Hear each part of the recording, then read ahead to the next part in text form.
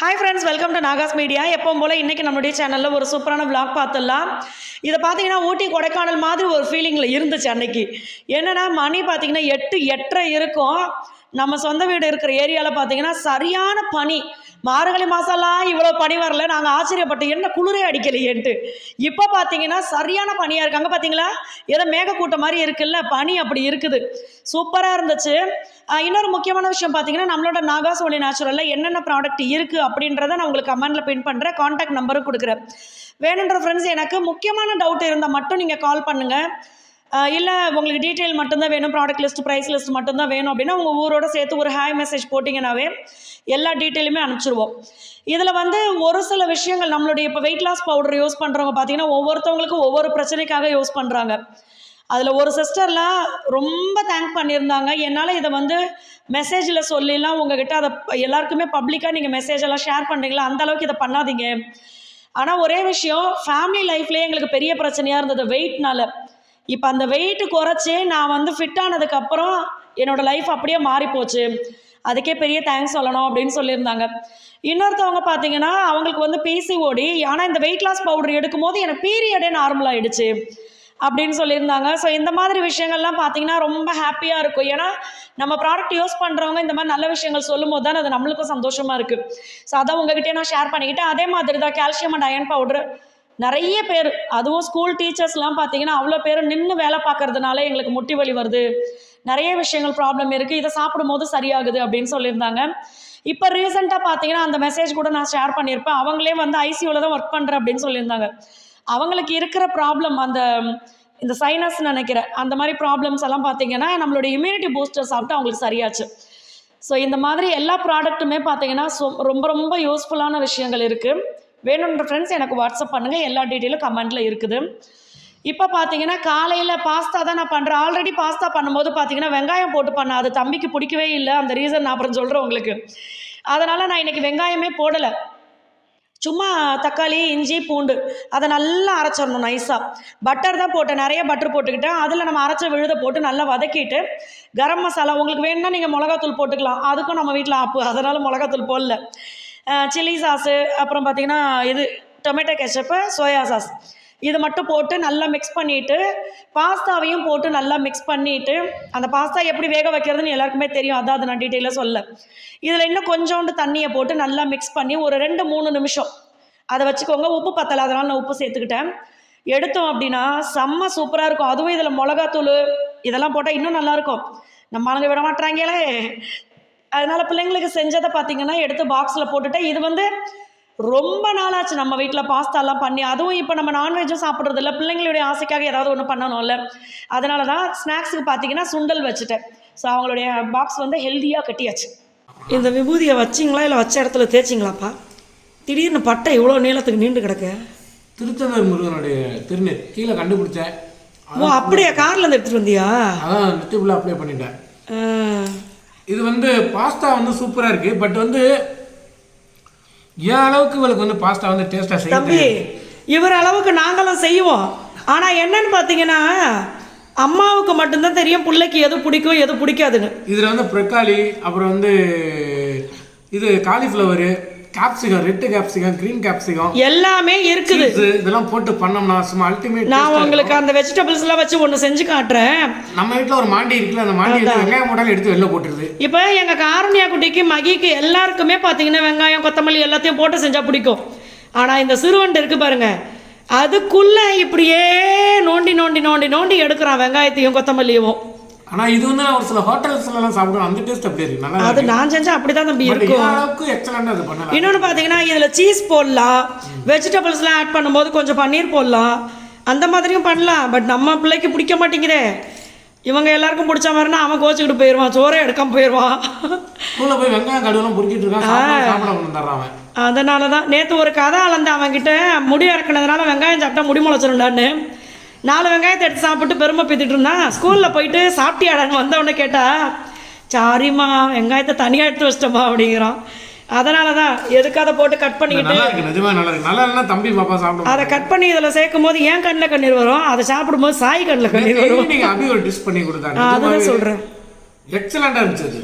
அது பார்த்தீங்கன்னா நாங்கள் ரெஸ்டாரண்ட் போனோம். இப்போ இது நான்வெஜ் சாப்பிட்றது இல்லை அப்படின்றதுனால வெஜ்ஜு சாப்பிட்லான்னு சொல்லிட்டு போனோம். 450 ரூபா அது. ஆனால் வீட்டில் ரொம்ப 40-50 ரூபாயில். அது இன்னொன்று பார்த்தீங்கன்னா இப்போ ரெஸ்டாரண்ட்டில் இந்த வினிகர் இந்த மாதிரி விஷயங்கள்லாம் யூஸ் பண்ணுவாங்க. நம்ம வீட்டில் நம்மளே சிம்பிளாக பண்ணிக்க வேண்டியது தான் அப்படின்னு செஞ்சு கொடுத்தேன். அதை சாப்பிட்டுட்டு கூட ஒரு பட்டர் மில்க் குடிச்சா சூப்பராக இருக்கும்னு தோணுச்சு. அப்புறமா செஞ்சு காட்ட சொல்கிறேன், ஓகேவா? சரி சாப்பிடு. லட்டு குட்டி உனக்கு கொடுக்கவாடா? என்னப்பா பண்ணுறீங்க? அது என்னதான சாய்க்குட்டி? அக்கா சொல்லிட்டா, நீ சொல்லு. பாஸ்தா. சாய் வாய்க்கு நடுவில் பார்த்தீங்களா ஒரு ட்ரெயினே உள்ளே போயிட்டு வரும் போல இருக்கு. பிள்ளைக்கு பல்லு உடஞ்சி அதை ரொம்ப பிடிச்சிருக்குன்னு சொல்கிறான். அதனால தான் காரில் எடுத்துகிட்டு வந்து வீட்லேயும் சாப்பிட்டான். குக்கரில் இருக்கிறத எல்லாத்தையுமே எடுத்து டிஃபன் பாக்ஸில் போட்டு சாப்பிட்டுக்கிட்டே வர்றான். அதனால தான் இப்போ கார்லேயே போகிறது. இல்லைன்னா பைக்கில் போய் டக்குன்னு விட்டுடலாம். என்னது செல்லம்? இங்கே பாருங்க, ஒருத்தன் ஒளிஞ்சுக்கிட்டு இருக்கான். அவனுக்கு ஸ்கூல் கிட்ட நாங்கள் நின்றுக்கிட்டு இருக்கோம். சாப்பிட்டது போடானா பாட்டா நல்லா இருக்கு, நான் சாப்பிட்டு தான் போவேன்ட்டு ஒளிஞ்சு வச்சு சாப்பிட்டுட்டு இருக்கான். அங்கே பாருங்க, கையில் டிஃபன் பாக்ஸ். மணியாகுது சாய்க்குட்டி, வாங்க ஸ்கூல் போகலாம். வாடா, மத்தியானத்துக்கு தாண்டா வச்சிருக்கேன், வாடா. எது நோ வாடா பாவி. நாங்கள் ரியா பார்த்தீங்கன்னா, நாங்கள் ரியான்ட்டேன், எங்கள் ரியான்னு சொல்கிறதுக்கு இந்த கதவை எப்படா திறப்பாங்கன்னு இருக்கும். என்னையை விட மகியோடைய பைக்கு சவுண்டை இந்த ரியா தான் கண்டுபிடிச்சி வச்சுருக்கு. மகியை நாங்களும் அந்த பைக்கை ஓட்டின்னு வரும்போது பார்த்தீங்கன்னா எங்கேருந்து தான் வருமோ, வாமா மின்னல் இந்த மாதிரி சரக்குன்னு வரும். அங்கேருந்து வந்துட்டு எப்படியும் பைக்கை நம்ம உள்ளே எடுக்கிறதுக்கு கேட்டை பெருசாக தான் திறந்தாகணும். இது உள்ளே வந்துச்சுன்னு வச்சுங்களேன், போகவே போகாது. ஆனால் நன்றியுள்ளது நாயின்றோம்ல, அது உண்மை. 2 மாச குட்டி தானே மகி? 1 மாசத்துலயே கொடுத்துட்டோம். 1 மாசம். ஆமாம்மா, அது வந்து ஒரு 20 நாள் குட்டிலேயே அந்த அம்மா எங்ககிட்ட கொடுத்துட்டாங்க. ஏன்னா அங்கே பால்லாம் ஊற்றி வைக்க முடியல, வெறும் கஞ்சி தண்ணி தான்ப்பா கொடுக்குறேன் அப்படின்னு சொல்லிட்டு நம்ம வீட்டுக்கு தூக்கிட்டு வந்து அதுக்கப்புறம் சில பல விஷயங்கள்னால அதை இன்னொருத்தவங்க கிட்ட கொடுத்தோமா, நம்மளும் அங்கே தான் வீடு கட்டியிருக்கோம். அதனால் இந்த ரியா பார்த்தீங்கன்னா எங்களை மறக்கவே இல்லை இப்போ வரைக்குமே. அவ்வளவு பாசம். அது வந்துச்சுன்னா நம்மளுக்கு என்னென்னா தம்பி பாப்பா இருக்காங்க, இன்னொன்று நம்மளுக்கு வேலை பிஸி, நிறைய விஷயங்கள் இருக்குது. அதனால் வீட்டுக்கு நாய் வேண்டாம் அப்படின்னு சொல்லி முடிவு பண்ணியிருக்கோம். ஆனால் இந்த ஆள் வந்தாங்கன்னா ஒன்று இவங்களுக்கு பிஸ்கட் வைப்போம், இல்லைன்னா சாப்பிட்ற சாப்பாடு வச்சிருவேன். ஏதாவது ஒன்று நம்மளை எதிர்பார்த்து தானே வருது. என்னன்னு பார்த்தீங்கன்னா மயிலுக்காக நான் வைக்கிறேன். டெய்லி மயிலுக்கு அங்கே நான் வந்து சாப்பாடு வைப்பேன். மயில் வந்து சாப்பிட்டுட்டு அது பாட்டு போயிடும், ஓகேங்களா? இப்போ என்னன்னாக்கா பக்கத்து தோப்பில் ஒரு 3-4 டாக் இருக்கிறதுனால மயிலெல்லாம் துரத்து கடிக்கிறது. நான் ஒரு நாள் பார்த்தீங்கன்னா இவர் வந்து ரொம்ப ஆசையாக அரிசியெல்லாம் வச்சுட்டாரு. அந்த கதவை, எங்கள் பெட்ரூமுடைய பால்கனி கதவை திறந்த பாருங்களேன், அது கொஞ்சம் சவுண்டு கேட்டோன்னே எல்லாம் தெரிச்சு ஓடிடுச்சு. நம்ம அந்த சாக்கு வச்சுருக்கோம் பார்த்தீங்களா, அது இன்னும் நம்ம கேட்டு கிட்ட வச்சுருந்தோம். ஒரு 10 மயில் கிட்ட. ஆனால் எல்லாமே வந்து அதிகமாக பார்த்தீங்கன்னா பெண் மயில், ஒரு சிலர் தான் ஆண் மயில் வந்தாங்க. நல்லா அழகாக சாப்பிட்டுட்டு போனாங்க. பட் அதுக்கப்புறம் இந்த நாய் இருக்கிறதுனால வரவே மாட்டாங்க. இது வந்து பார்த்தீங்கன்னா அம்மா போட்ட மிதுக்கங்காய் செடி, உருளைக்கிழங்குலாம் நட்டு வச்சிருந்தாங்க. ஸோ உருளைக்கிழங்கு வளர்ந்து உருளைக்கிழங்கு வந்துருச்சு. இப்போ நான் காட்டுறேன் பாருங்க. அது என்னன்னா சரியான பராமரிப்பு இல்லையா என்னன்னு தெரியல, பெரிய பெரிய கிழங்காய் இல்லாமல் குட்டி குட்டியாக இருந்துச்சு. செடி மேலே காஞ்சிருச்சேன்னு சொல்லிட்டு நாங்களும் பிச்சு பார்த்துட்டோம். அதை பிச்சு பார்த்தா என்ன ஒரு சந்தோஷம். அடடா, அங்கே வருங்க, அவ்வளோ உருளைக்கிழங்கு. அதில் 4-5 உருளைக்கிழங்கு இருந்துச்சு. ஒன்று மட்டும் பெருசாக இருந்துச்சு, மற்றது எல்லாமே பார்த்தீங்கன்னா அந்த பாருங்க மகி எடுக்கிறாங்கல்ல, குட்டி குட்டியாக இருக்குது. இது என்ன ரீசன் அப்படின்றதும் தெரியல. இன்னொன்று இது கரெக்டாக அது உரம் வைக்கல, தண்ணி ஊற்றல, இதெல்லாம் பண்ணாமல் காஞ்சி போச்சு, அதனால முளைக்கல. இப்போ வீட்டுக்கு பின்னாடி அம்மா உருளைக்கிழங்கு நிறையா ஊனி வச்சிருக்காங்க. அது என்னன்னு பார்ப்போம். இது எப்படி வச்சோம் தெரியுங்களா? வீட்டில் உருளைக்கிழங்கு முளைச்சது இல்லை. இப்போ அம்மா எப்படி வச்சாங்கன்னா முழு உருளைக்கிழங்கு முளைச்சதையும் கொண்டு போய் அப்படியே வச்சாங்களா, அது வரலப்பான்னு சொன்னாங்க. அதுக்கப்புறம் நான் என்ன பண்ணேன்னா, ஒரு உருளைக்கிழங்குல 4 இடத்துல முளைச்சிருக்குன்னா அந்த முளைப்பு கட் ஆகாமல் ஒரு வி ஷேப்பில் ரவுண்ட் ஷேப்பில் அப்படி கட் பண்ணி எடுத்துடணும். 4 முளைச்சிருக்குன்னா 4 பக்கமும் கட் பண்ணி எடுத்துடணும். அதை கொண்டு போய் மண்ணில் வச்சு தான் இந்த மாதிரி வந்துச்சு.